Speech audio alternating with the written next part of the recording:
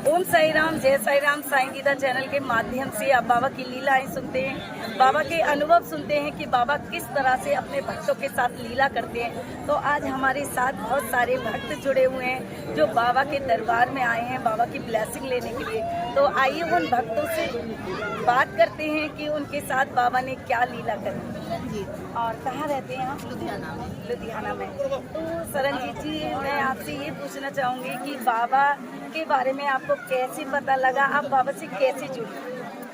Actually मेरे husband ना Indian navy में थे पहले, तो जब हमारा ट्रांसफर बॉम्बे से आया ना, तो मेरी एक फ्रेंड ने बोला महाराष्ट्र में कि तुम जाओ शिरडी होके आओ।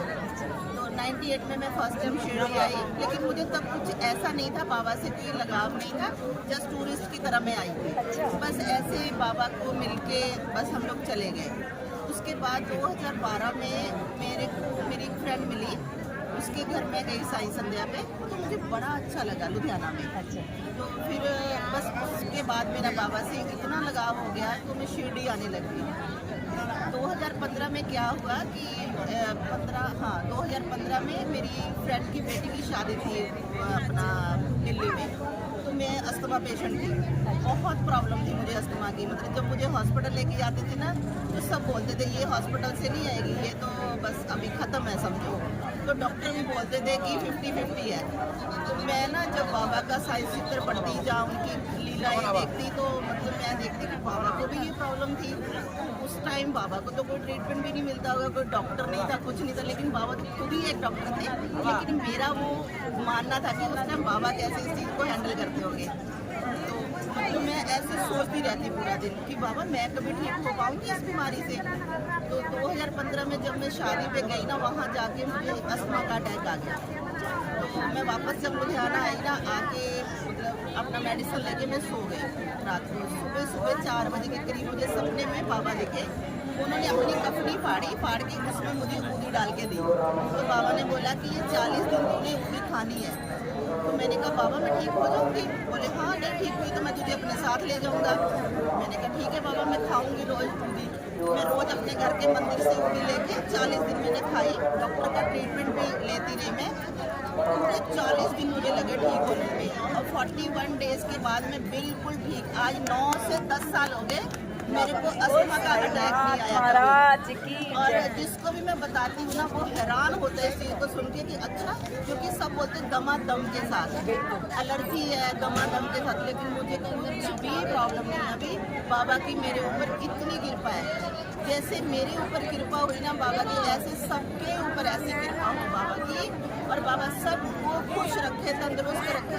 जो भी बाबा के दरबार पे आता है, बाबा उसकी झोलियाँ भर के उसको भेजे यहाँ से। बोलो सत्यानंद सतगुरु साईनाथ महाराज की जय।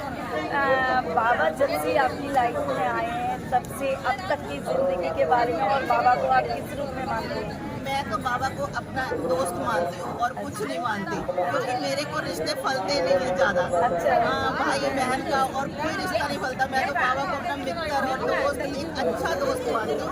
और बाबा मेरी ज़िंदगी में, अभी मैंने अपनी बेटी की शादी की, मेरे हस्बैंड मच्छर नेवी में, वो नहीं थे यहाँ पे, वो एंड टाइम पे आना था उनको 5 दिन पहले। मैं जब भी शॉपिंग करने, मैरिज पैलेस बुक करने जाऊँगी तो बाबा चलो मेरे साथ। और इतना अच्छा सब कुछ हुआ ना अरेंजमेंट की, सब हैरान थे देख के कि तूने अकेले किया। मैंने कहा अकेले नहीं किया, ये बाबा ने किया। शादी का कार्ड देने में मैं पहले बाबा को ही आई थी कि बाबा आपने आना है और आके मतलब मेरे साथ सारे काम आपने करवाने हैं, किसी रूप में भी आना, लेकिन आना जरूर। और वो आते हैं। और एक एक्सपीरियंस और है मेरा, मैं मतलब सब बोलते हैं कि मैं कड़ी बड़ी अच्छी बनाती हूँ। अच्छा। अब मुझे नहीं मालूम, तो मैं हर थर्सडे को मैं कड़ी और खिचड़ी बाबा की बनाती हूँ। तो मैंने कहा बाबा अगर आपको लगता है कि मैं इतनी, सब बोलती इतनी अच्छी खिचड़ी बनाती हूँ, तो आप आओ मेरे घर खिचड़ी खाने के लिए। तो मेरी बुटीक थी, मैं खिचड़ी बना के और कड़ी बना के बुटीक पे चली गई। पीछे से मतलब मेरी बेटी घर में थी, तो एक कोई बाबा आए, वो बोलते हैं कि मुझे भूख लग रही है। तो मेरी बेटी बोली कि ठीक है आप बाहर यहाँ बैठो, मैं देती हूँ आपको। बोलते एरिया कड़ी बनी है तो मुझे कड़ी देना है ना। तो मेरी बेटी बोलती हाँ हाँ कड़ी तो बनी है। उसने दे दी, तो उन्होंने खाया, तो बर्तन लेने गई। बोलते पानी चाहिए? बोलते हाँ चाहिए। वो लेने गई, बाद में आई तो कुछ भी नहीं है, वहाँ कोई भी नहीं है। तो उसको नॉर्मल लगाइए, उसके बाद ना वो खाना खा के ना जब लेटी तो उसको लगा ये कुछ चेंज था, अलग बात हुई कि मतलब उनको कैसे पता चला कि हमारे घर में कड़ी बनी है। फिर मेरे पास आई बेटी, उसने बताया, मैं तो हैरान हो गई कि मतलब क्योंकि वो बाबा आपके ही भाव थे ना, हाँ। प्यार से अब बाबा के लिए प्रसाद बना रही थी और वो प्रसाद बाबा स्वयं खाने आपके घर पहुंच आ गए। गए, हाँ। नहीं तो आम इंसान होता तो उसको क्या पता कि आपने कड़ी बनाई है, क्योंकि यही बाबा ने हमें संकेत दिया कि मैं तेरे पास आया हूँ।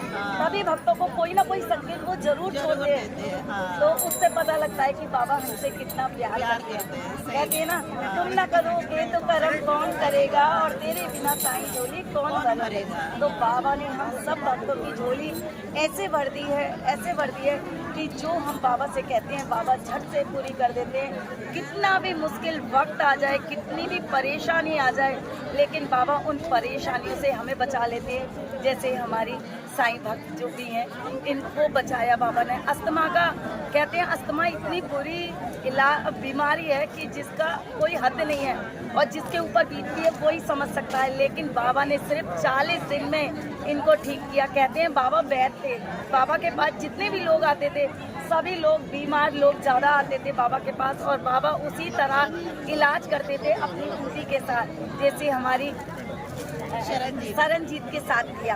तो शरणजीत बहुत किस्मत वाली हैं जिनके पास बाबा पहुँचे ऊदी देने के लिए और उनको बिल्कुल स्वस्थ किया। और आज इनको कितने साल हो गए? 9 से 10 साल हो गए और ये बिल्कुल ठीक हो चुकी है। बोलिए साईनाथ महाराज की जय।